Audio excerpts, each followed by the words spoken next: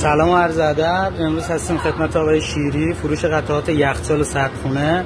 از ما قفسه‌های ایزیراک تهیه کردن، نیمه سنگین صنعتی. این هم حالا متعلقاتشه که اومده استند هایپری تیپس و پفک هستش. این هم استند رگالخوره و حالا یه سری مواردی که آویزون میکنه، حالا محصولاتشون و اینکه این لیبلشونه. کل فروشگاه رو من نشون میدم. اینم رگالشونه که به همین صفحه پانچ داره میخوره.